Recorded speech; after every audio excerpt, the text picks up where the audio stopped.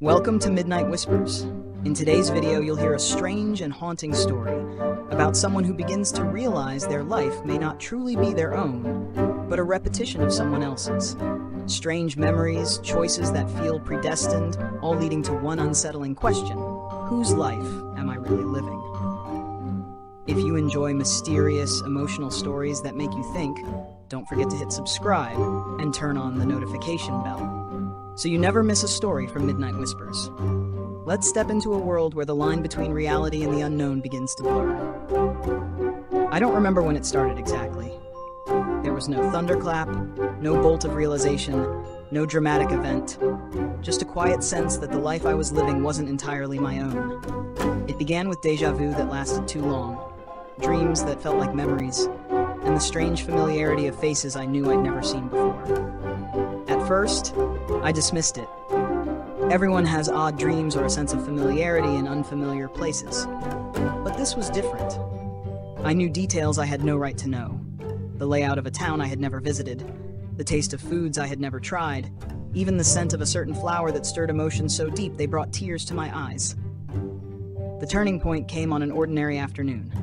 I was at a flea market browsing through trinkets when I saw it. A pendant. Silver, shaped like a crescent moon with unfamiliar inscriptions. The moment I touched it, a wave of emotion hit me like a tidal surge. I staggered, clutching the pendant, images flashing through my mind.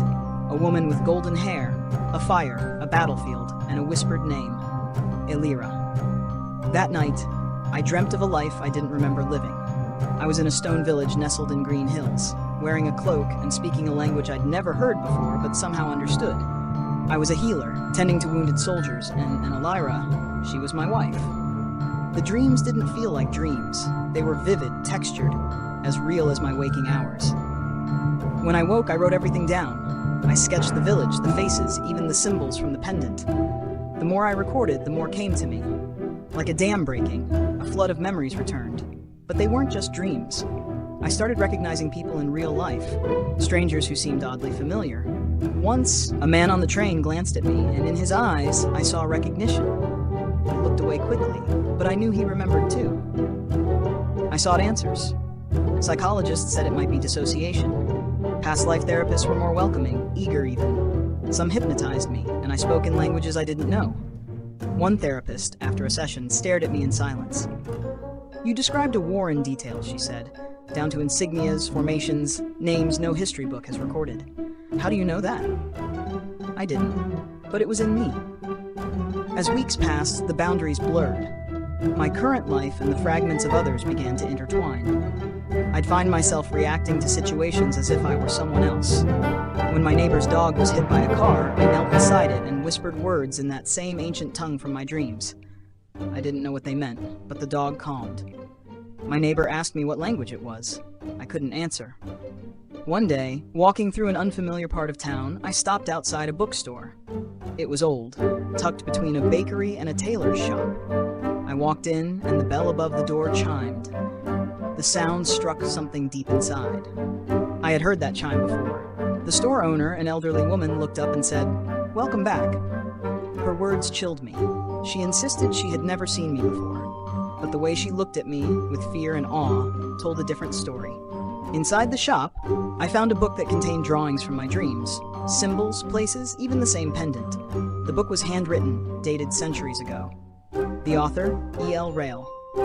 My heart stopped. Elira, the name from my dreams. It was then I understood. I wasn't just remembering past lives, I was reliving them. Somewhere in this world, echoes of who I was persisted, drawing me back. I wasn't starting fresh with each life. I was continuing a journey, like chapters in a long, complicated story. And in this chapter, I had unfinished business. The dreams turned into instructions. Go here, speak to her, remember him. Pieces began fitting together. I traveled to small villages, found old structures exactly where I remembered them. In one forgotten temple, a monk bowed to me and said, "Welcome home, teacher." I asked how he knew. He said I had built that place lifetimes ago. The weight of it all was almost unbearable. Imagine living your current life with the emotional residue of dozens more. Loves lost, betrayals endured, wisdom earned, but constantly having to relearn it. I became withdrawn. My friends noticed. One asked me why I always looked like I was listening to voices no one else could hear. Because I was. Not voices from outside, but from within. From the many versions of me that came before. They whispered warnings, comfort, and sometimes just silence, as if waiting to see what I would do. I now live a quiet life.